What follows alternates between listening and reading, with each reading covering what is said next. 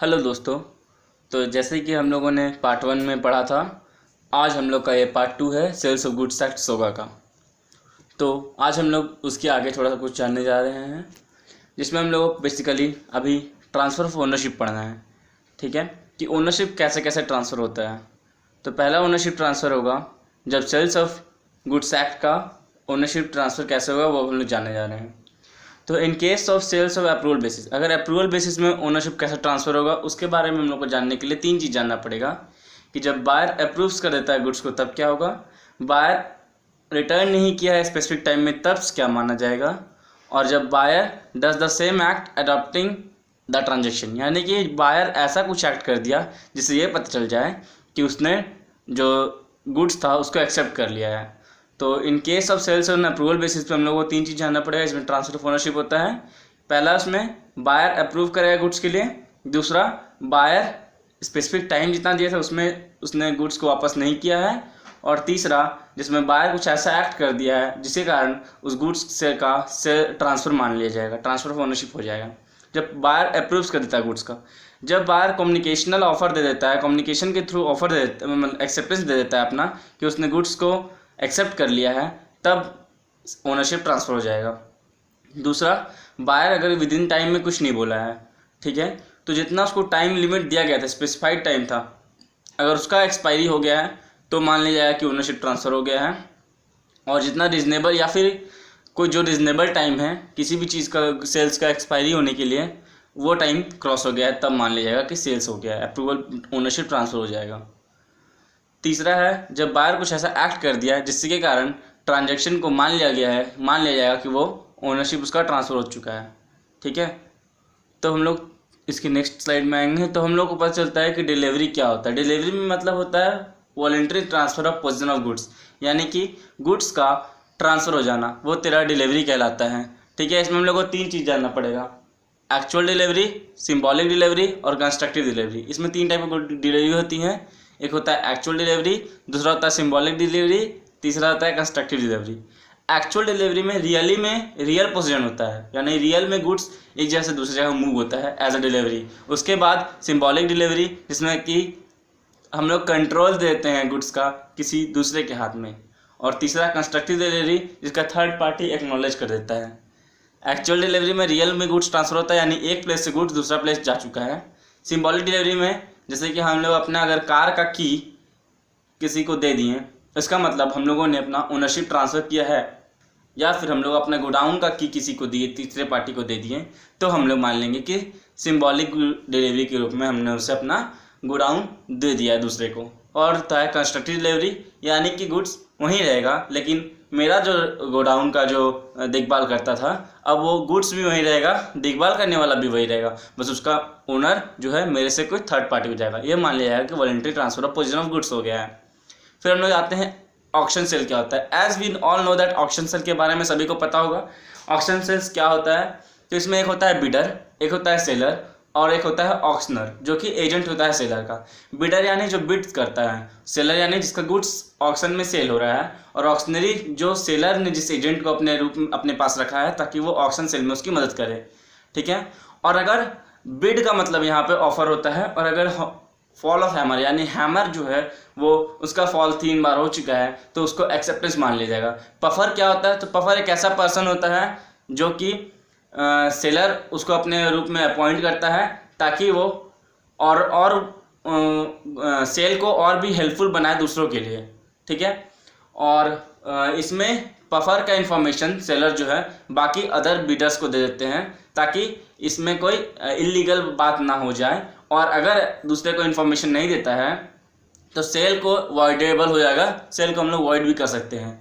फिर आते हैं हम लोग सेकंड इसमें पढ़ना है जो डंपिंग क्या होता है। डंपिंग होता है यानी कि कोई थर्ड पार्टी जो है वो किसी बिडर को डिस्करेज कर रहा है प्रॉपर्टी को लेकर के, यानी अगर कोई पार्टी दूसरे को बोल दिया कि वो गुड्स जो है उसमें कुछ प्रॉब्लम है, ये सब डंपिंग कहलाता है। और नॉकआउट एग्रीमेंट क्या होता है, जब एक या एक से ज़्यादा लोग आपस में जुड़ करके कोई बिड करते हैं तो वो कहलाता है नॉकआउट एग्रीमेंट।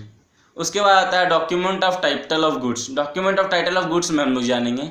इसमें हम लोगों को पढ़ना है 2 चीज़। एक, जब person making the document acknowledges that he is holding goods, और when person who is presenting the documents have the rights over the goods, यानी कि पहला जब गुड ओनर जो है वो खुद अपने गुड्स को एक्नॉलेज कर रहा है, और दूसरा जब है उसमें क्या होता है कि थर्ड पार्टी जिसके पास राइट्स है गुड्स के ऊपर वो document of title of goods देते हैं।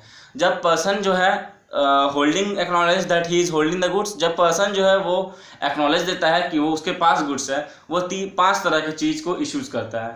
एक होता है रेलवे रिसिप्ट्स, एक होता है बिल्स ऑफ लैडिंग, तीसरा होता है तेरा डॉक वारंट, चौथा होता है वेयर हाउस कीपर सर्टिफिकेट, और पांचवा वॉर फिंगर सर्टिफिकेट्स। ठीक है, और जब पर्सन जो है वो ये एक्नॉलेज करता है कि वो जो डॉक्यूमेंट प्रेजेंट कर रहा है उसके पास गुड्स का राइट है, तो वो कहलाता है डॉक्यूमेंट शोइंग टाइटल। ठीक है, फिर हम लोग को पढ़ना है नोमो डैट क्वाड नॉन हैबिट। इसका मतलब होता है no one can give a better title that he himself has, मतलब कि जिसके पास खुद नहीं है वो किसी दूसरे को कोई टाइटल नहीं दे सकता है। ठीक है, जिसके पास खुद जो उस चीज़ का मालिक नहीं है वो किसी दूसरे को उससे बेहतर टाइटल नहीं दे सकता है। इसमें कुछ एक्सेप्शंस होते हैं जिसमें उसके पास वो ओनर नहीं है, लेकिन वो जिसको भी माल देगा, जिसको भी गुड्स देगा, वो उसके पास बेटर टाइटल ट्रांसफ़र होगा। उसमें एक्सेप्शंस में पहला होता है सेल बाय एजेंट, दूसरा होता है सेल बाय ऑफिशियल लिक्विडेटर, और तीसरा होता है सेल बाय ऑफिशियल रिसीवर, चौथा होता है वर्डेबल कॉन्ट्रैक्ट, पांचवा सेल बाय प्लेजी, छठा होता है sale by finder of the lost goods, और सातवां होता है goods in position of buyer before sale. फिर होता है transfer of ownership in case of specific goods. ठीक है, जो स्पेसिफिक गुड्स होते हैं उसमें ओनरशिप कैसे ट्रांसफ़र होता है। एक होता है, इसमें 3 चीज़ हम लोगों को पता होना चाहिए। एक होता है unconditional sale of specific goods, एक होता है sale of specific goods not in deliverable states, तीसरा होता है sale of specific goods in deliverable states but the price is not ascertain. यानी कि पहला जो है बता रहा है कि अनकंडीशनल सेल ऑफ गुड्स, इसमें जो है ओनरशिप तभी ट्रांसफ़र होता है जब कॉन्ट्रैक्ट बनता है। दूसरा होता है sale of specific goods not in deliverable state, यानी ओनरशिप ट्रांसफ़र होता है जब गुड्स जो है वो डिलीवरी के लिए रेडी है, लेकिन बायर को नोटिस भी और बायर को नोटिस जा चुका है। फिर तीसरा होता है कि गुड्स जो है वो डिलीवरी के लिए भी रेडी है, लेकिन बस उसका प्राइस अभी तक तय नहीं हुआ है। फिर हम लोग आता है रिस्क फॉलोज ऑन ओनरशिप, यानी रिस्क जो है ओनरशिप पे फॉलो होता है, यानी जिसके पास ओनर है वही उस गुड्स का रिस्क उसी पे अप्लाई करेगा। लेकिन सेल के केस में रिस्क जो होता है वो बायर के साथ होता है, एग्रीमेंट टू सेल के केस में रिस्क जो होता है वो सेलर के पास होता है। लेकिन इसमें कुछ एक्सेप्शंस होते हैं जब रिस्क जो है वो ओनरशिप को फॉलो नहीं करता है। उसमें पहला है अमाउंट टू कॉन्ट्रैरी और दूसरा होता है कस्टम।